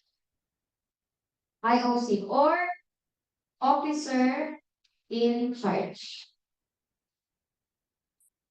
OIC. Yan, dalawa yan. Dalawa yung tawag sa kanya. Next, ano kaya ang trabaho ni IOC or OIC? Since nakapag-cordon na, nakapag-save lives, o kaya nakakuha ng time declaration, ano ang trabaho ngayon ng investigator? Trabaho niya, mag-investiga na, ibig sabihin, mag-i-interview siya. Sino ang ini-interview? Victim, in case na ang victim ay injured lang. Witnesses. Sino ang ini-interrogate? Yan, suspect. Yan. Number 3, pwede na siyang makolekta ng information. At pwede bang si IOC at team niya ay mag-process ng crime scene? Yes or no? Yes, if kaya naman. Si IOC mag-process ng crime scene, mamumulot ng evidence. Pwede ba? Yes or no? Yes. Yes, kung kaya ng team. Diba? Kung kaya nilang i-process, walang problema. So, pwede silang mag-process ng crime scene. Baka itanong yan sa board exam. Hindi lagi pumapasok ang suko. Kung kaya ni IOC at ng sarili niyang team, sila ang magpaprocess sa crime scene. Kung hindi kaya, saka lang papasok ang soko. Naiintindihan ko ba? Ang soko hindi yan automatic na dumarating kung hindi mo pa ipapatawag. Sino ang magpapatawag sa soko? Si IOC. Siya ang mag-estimate kung kaya ba niya or hindi. Kung hindi kaya, tawag na soko. Naiintindihan ko ba? Yun. Questions dito? Next, sabihin natin hindi kinaya ni IOC, kaya ang next na papasok pangatlo ay ang soko. Anong hili ng soko?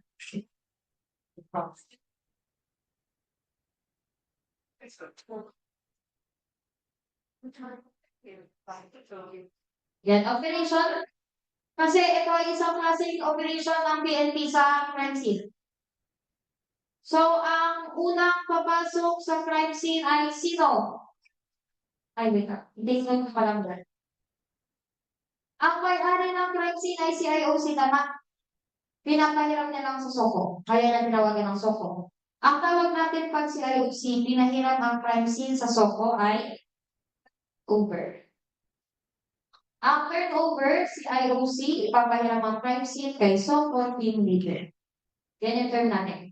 Baka sabihin mo, ma'am, bakit papahiram? Siya bang may-ari ng crime scene? Yes. Siya ang nag-iimbisiga ng crime scene, siya ang may hawak ng kaso. Siya ang magde-decide kung hahawakan ba ng soko or hindi. Siya ang nagpapahiram. siya ang may-ari. Okay? Ang tawag sa pagpapahiram ni IOC kay team leader ng SOCO ay turnover. Next, pag na-turnover na ang unang papasok sa crime scene ay sino? Team leader, siyempre. Para kung sakaling merong bomba sa loob, ang unang sasabog si team leader. Kung sakaling na may poison sa loob, ang unang matitigop si team leader. Kasi trabaho mo yun bilang team leader, naintindihan mo ba? Trabaho mo protektahan ang team. Trabaho mo siguraduhin ang safety nila. Kaya si TL yan. Ngayon, ano ang tawag sa ginagawa ni team leader na pag-check muna sa crime scene? Siya muna ang unang pumasok. I-estimate niya kung ilan ang biktima, meron bang gas sa loob, meron bang bomba sa loob, may suspect pa ba? Ano ang tawag natin doon? Preliminary survey. Ang preliminary survey ay ginagawa ng team leader. I-check niya muna yung crime scene kung safe or hindi. At pagtapos niya lang i-check, siya rin ang susulat ng narrative report. Ito ay sinusulat ni team leader dahil siya ang nag-observe sa crime scene.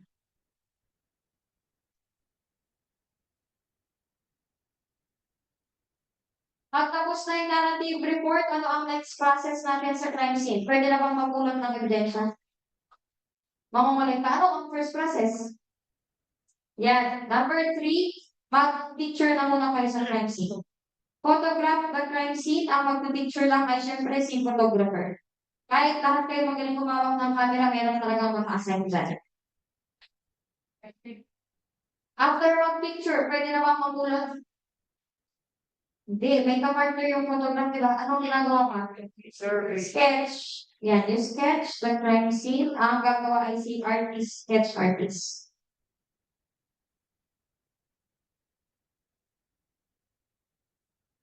After ng sketch, photograph muna bago sketch, ha? After ng photograph and sketch, pwede na bang magulot ng evidence collection? May kulang. Wala kayong pupulutin kung wala pa kayong sinesearch. Kaya mag-search na muna kayo. At ang magsa-search ay si SOCO plus IOC. Pwede siyang tumulong. So, yung search natin, ito yung mga format sa pag-search. O, pwedeng ganito, paikot. Pwedeng mula sa loob, palabas. Yan. Alam nito mga to eh. Naituro yan ng college. Pwedeng ganito, grid, strip method, strip search. Tapos, grid. Yan. Pero, meron tinurong ganito. Tapos, ito pa, pwedeng i-divide nyo yung crime scene sa iba't ibang parte. Yan. Yung mga yan, ito ang format natin sa search. Kaya bago kayo mamulot, mag-search muna kayo para alam nyo kung saan yung pupulutin na evidence. I-memorize yung process pa kahit ano yung first na ginagawa hanggang sa dulo. Okay? Kung tapos na nakapag-search na kayo, pwede nang mamulot collection ng evidence. Sino ang mamumulot ng ebidensya? Yan, si evidence collector.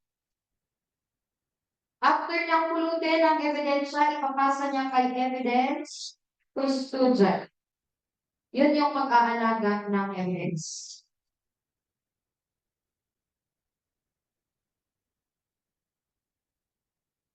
After natin makolekta, hindi pwedeng umalis ka agad sa crime scene. Si team leader ay iikot ulit sa crime scene para makita baka may naiwan. Kasi once na meron silang naiwan at umalis na sila sa crime scene, hindi na sila makakabalik. Except kung merong search warrant. At posibleng hindi yung ibigay ni judge. Kasi bakit yung nag-iwan noong una? Naiintindihan ko ba? Kaya dapat umikot ulit si team leader. Anong tawag sa gagawin ni team leader? Final survey. Ang final survey, iikutin niya ulit ang crime scene. Kung tapos na, wala nang naiwan na ebidensya, ibabalik niya na ang crime scene sa may-ari kay IOC. Ang tawag natin doon ay release ng crime scene. CSI crime scene. Ang release ng crime scene ay from so-called team leader to IOC. Dahil ang may-ari nga ng crime scene ay si IOC, nakikihiram lang ang SOCO. Si IOC anytime pwede bumalik sa crime scene, pero ang SOCO hindi. Once na makalabas na sila, wala nang balikan. Pwera na lang kung may search warrant.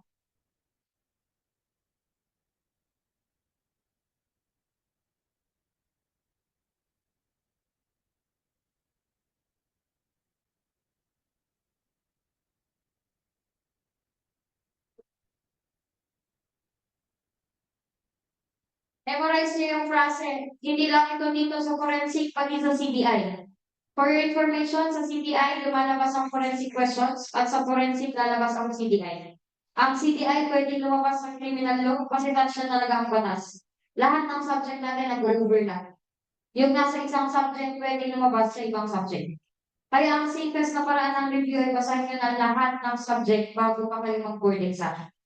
Kasi kung magpapasa ka ng CBI after ng first day, paano mo lumabas na sa first day pa lang yung CBI? Kaya dapat ready kayo, advance na nakapagpasa na kayo sa lahat ng subject. Okay? Questions natin dito sa process? Ayos na? Para alam nyo kung saan papasok yung subject natin, yung photography. Yan yung focus natin dito. Naintindihan po ba? Okay? So next, sige po, sa slides. Kamusta ba magmamang ka dito? Okay, next. Sige po. Next. Admissibility issues. Ano ang reasons kung bakit tatanggapin ni judge yung photograph na yan as evidence? Ito ang criteria natin. Para tanggapin sa korte ang photographs na nakuha niyo sa crime scene, dapat siya ay relevant. Ang meaning ng relevant ay important. Kung ano lang yung importante, yung may kinalaman sa krimen, yun lang ang pinicturan ninyo. Hindi pwede ka nagandahan ka sa 50-inch TV, tapos pinicturan mo, nakita mo sa crime scene. Meron bang kinalaman yun sa crime? Kung walang kinalaman, hindi yun relevant, hindi yun tatanggapin ni judge. Pag sinabi natin relevant, yung may kinalaman, yung importante doon sa crime scene. Related sa crime. Number 2, dapat hindi prejudicial or hindi judgmental ang photograph. Ang example ng judgmental na photograph ay pinicturean mo yung tao na mahaba yung baba kasi sabi mo mukhang kriminal. Tinanong ni judge, sino ito? Wala po, dumadaan lang. Nagaanan lang namin. Masyadong judgmental. Prejudicial yun. Hindi pwede na prejudicial ang photograph. Judgmental yung prejudicial lang. Hindi tatanggapin ni judge kapag ganun yung reasoning ninyo sa pagkuha ng photograph. Distortion-free ay dapat hindi in-edit ang photograph. Not edited. So, ulitin ko ang photo ay dapat important, may kinalaman sa krimen.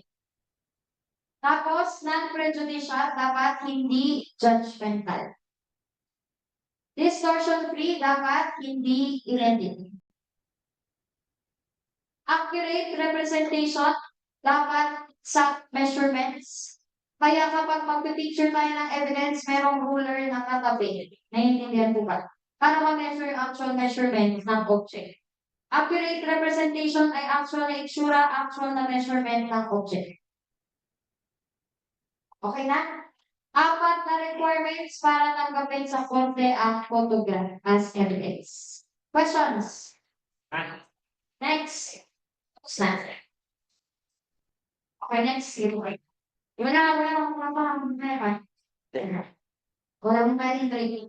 Next, do's and don'ts ng police photographer. Pagdating sa crime scene, pwede kayong mag-picture kaagad kahit wala pa sa loob. Pwede picturean yung labas ng crime scene. Yung kalsada papunta sa crime scene, pwede lang picturean ng mga yan.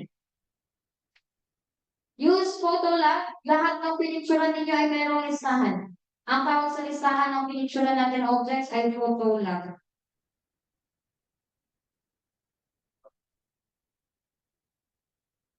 Pag meron kayong pinicturean sa crime scene, nililista sa photo lab.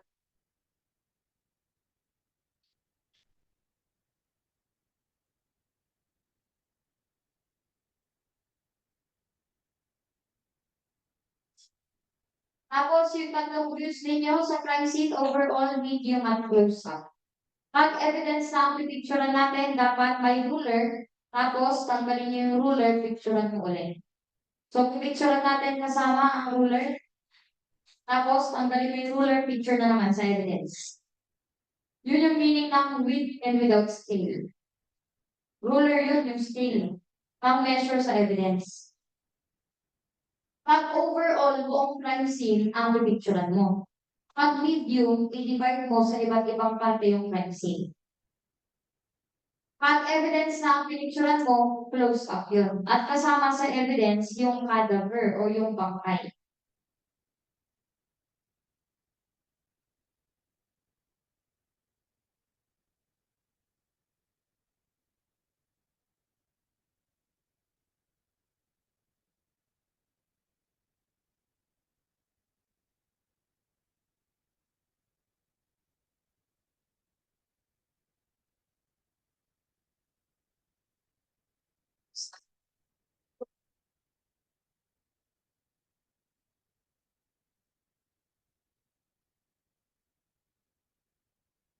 Okay, next. Sige po, next slide.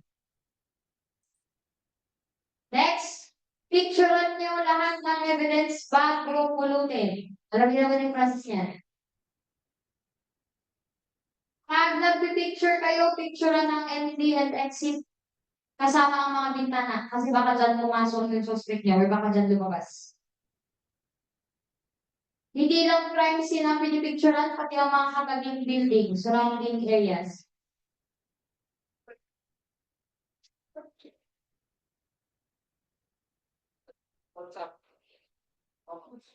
Kung mag-picture kayo eye level, huwag masyadong mataas, huwag masyadong mababa. Ang eye level is yung ganito. Yan. So, ganito yung tamang pag-awang ng camera, dapat ka-level ng mata. Huwag mataas, huwag mababa. Yun yung eye level na sinasabi dito. Tapos, laging magkatulong ang sketches, ang notes, at photograph. Kasi na-take note nyo kanina, ano yung tatlong paraan para i-record ang crime scene? Notes, sketches, photographs. Laging magkakasama yan.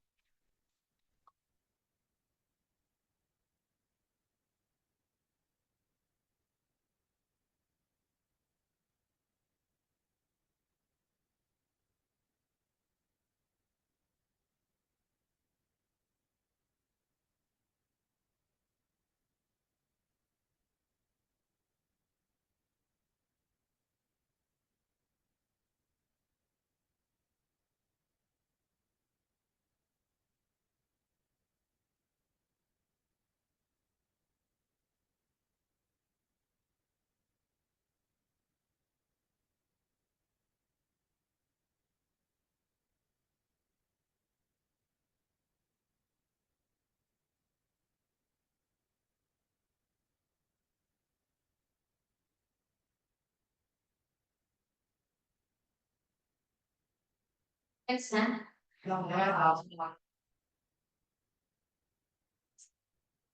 Yung body with 5 angles, so tingin dito sa whiteboard. Ito yung bangkay. Ha? Hindi walang pangalan. Basta bangkay ko. Ayan yung bangkay natin. Paano mo yan pipicturean para makuha yung 5 angles? Kasi kung bangkay daw, 5 angles ang kailangan. So, tayo ka dito sa paa ng biktima, picturean mo yung buong katawan.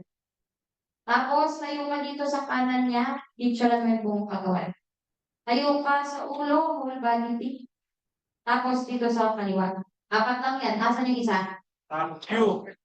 Yan, top view. Naiintindihan ko ba? So, all angles, all sides, plus top view. Para 5 angles ang mapipicturean nyo sa cadaver. Ang tawag natin sa bangkay ng tao ay cadaver. Pag bangkay ng hayop, carcass. Sige, sa whiteboard, sir.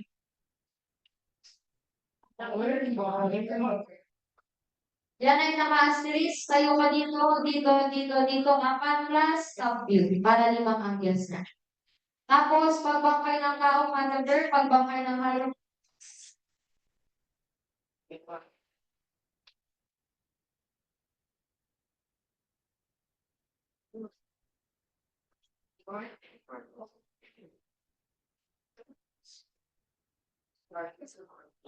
Tapos na. Okay, next. Sige po.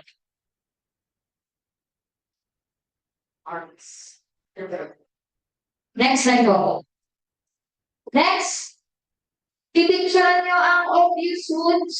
Ang obvious wounds ay sa labas ng katawan makikita. Stab wounds, punctured wounds, lacerated wounds. Basta open wounds sa labas ng katawan. Yan ang pinipicturean natin. Weapons. Ano ang weapons na common na nakikita sa crime scene? Knife. Para ba? Gun. Ano pa? Kita. Pwede yan. Ano pa? Sinidamig pencil ko. Yun. Weapon pa rin yun. Basta ginamit natin sa tao, makakonsider yun na weapon. Tama hindi naman naiiwan sa crime scene yung pang-ano sa script. Bakit? Ito lang Hindi naman mahirap kung sino. Ang consent. Meron, meron tinatay kami ng consent. Ikaw nga sa'yo ha. Chris, Betsy, di naman girlfriend yan. Hindi siya ganun. Ang weapon ay kung meron kang gumagamit ng pana, sibat, o mga, pwede pa yan po. Darts, o headshot yung biktima. Yun, ay weapon yung mga yun. Trace evidence. Ano ang trace evidence? Ito yung mga nalalaglag sa crime scene. Anong ebidensya ang nalalaglag sa crime scene? Chinelas. Chinelas. ID, pwede yan. Chinelas. Wallet, ano ba? Hindi, galing sa katawan ng saksi. Oh. Anong print? Ang dating ng suspect sa crime scene, nalalaglag yung print. Yung nalalaglag, yung kasi nauulog kayo hindi na sinasadya. Yan. Yan, pwede. Skin cells. Pawis, yung mga yan, fiber, tas, yan lang yung mga nag-iwan ng crime scene. Pero nagpunta ako, okay?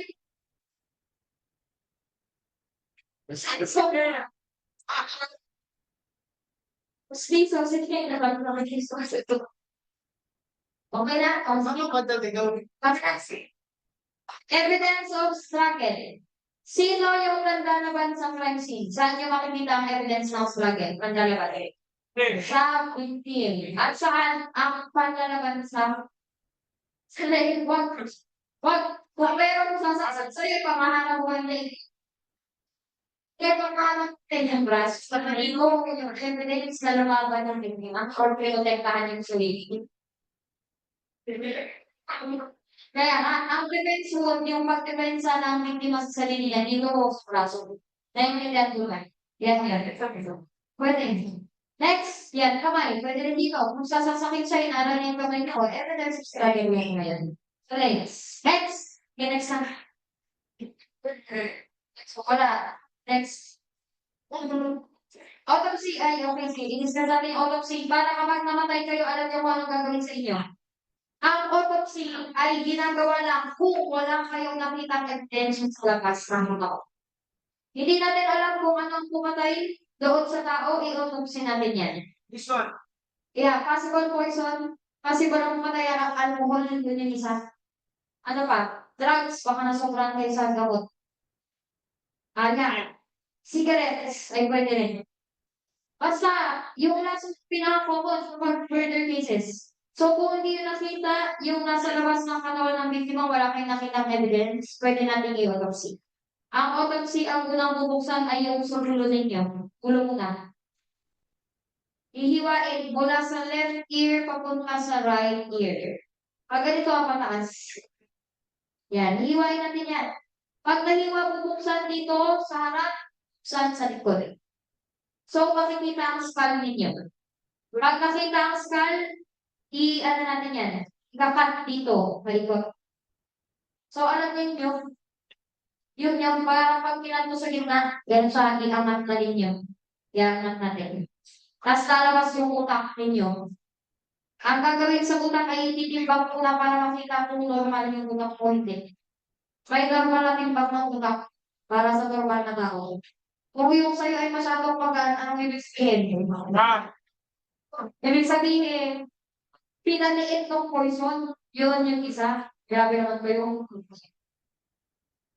hindi naman maliit yung utak literal ng mga bobo na sinasabi ninyo. So, ititimbang natin. After mo itimbang ko, normal yung timbang, hatiin na natin sa apat. Ang utak ay parang pandesal. Meron naman din niya yun. Sa-crack nyo na lang. After yung i-crack, i-chop-chop nyo. Parang sisig style. Para makita kung merong mali sa loob. Kung merong color black doon sa utak, may cases na may nakikita ang uod sa utak, yun yung cause of death. Kasi kung ano-ano kinakain niya, hindi lang yung kinakain, kumakit yung uod sa utak. Yun yung isa. Kaya kailangan niya i-chop-chop. O, pag na-chop-chop nyo na, saan tabi niyo na muna? Walang nakita sa utak. Ano ang next na bubuksan? Yes. Sibuyas, pag-iwala ng sibuyas. Yung stress na ang bubuksan natin. Pag babae, paano bubuksan ng babae? I check. Yan, one shield. Na. That's yung gusto. Ito lang. Yan. Si Joel kasi nanood na yun ng lecture ko. Kaya nga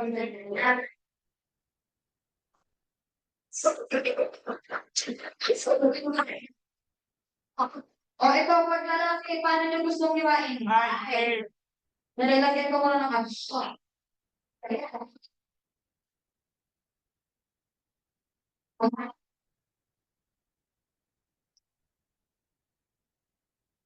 Meron ko, sa yung apps ka, siguro tama yan. Ang pagbiwas sa lalaki ay capital letter I. Yan. So, bubuksan yan. Open yung skin, open, open. Ang lalabas ay ribs. Pag binubuksan mo yung skin niya, tapyasin mo kasi mayroon pang laman yan. Baka dumikit sa ribs. Pag binubuksan yan, dumidikit mo sa buto, tapyasin niyo parang karne. Yun, isinpalit natin yung buto. Next, pag open na, nakabukas na, ano ang gagawin? Ganito na yung itsura, yung ribs ng tao, ganyan yung itsura. Oh. Yan. Ano ang gagawin nyo sa ribs? Cut dito. Cut. Tapos, iangat. Yan. Pag naangat na, kunin mo yung puso, timbang mo kung normal. Kung may mali sa loob yan, check natin sa ganun pa rin, parang sisik. Next, walang nakita mali sa puso. Ano ang next? Yung atay. Yan, kidneys. Yung mga yan, timbang nyo muna tapos chop. Yun, baka sakaling makita niyo yung mali sa loob ng katawan. Kasi kung wala sa labas, meron talagang organs na tinamaan. Naintindihan ko ba? Next, ano ang gagawin niyo sa katawan? Nakita na natin yung mali. Sabihin natin ang tinamaan is yung liver ng tao. Yung liver niya ay color black, mabubulok na. Yan. Kakaikot ng alak. Yun yung isa. Yun yung cause of death. Ano ang gagawin natin? Huwag mo na ibalik yung laman loob kasi mabubulok din ng mga yan. Huwag mo na ibalik. Tahiin mo na lang. Naintindihan niya. Ibalik mo yung ribs. Tahiin mo yung skin. So, tahiin yan. Kung paano iniwan. Pati yung ulo, ibalik niyo yung bao na kinuha niyo ha. Yung kinuha niyo, yung iniwalay niyo ng part ng skull, ibalik mo. Kasi kung hindi mo yan ibabalik, nakalupok na yan pag tinahin mo. Ibalik niyo. After yung ibalik, yung skin, tahiin din natin ulit. Naintindihan mo ba? Yun na yun. O, question sa mag-observe. Ang gumagawa nito ay medical legal experts. Pwede rin doctors sa hospital kung gusto nyo malaman yung cause of death ng relative. Hindi siya always about crime lang. Kung ang relative gusto malaman yung exact cause of death, pwede sa hospital yan. Naintindihan ko ba? Questions? Ang autopsy ay kailan ulit natin gagawin kung hindi makita ang injury sa labas ng katawan. Malamang nasa loob yun. At kung crime, possible na ang pumatay ay poison. Pwede pinaliit yung utak, nag-color blue ang laman loob, yun yung mga tinitingnan natin. Okay na?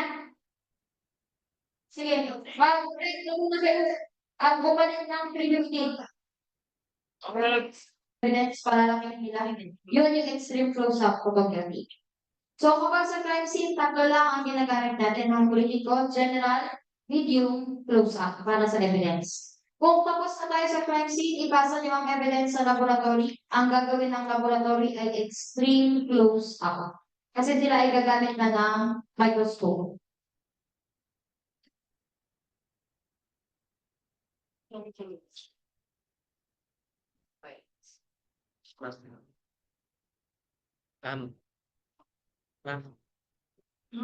Ano to, Vito? Iyan to muna siya, ma'am. Kasi di nagbukas yung part 3 na lang ulit natin. Sorry guys, I'm gonna end muna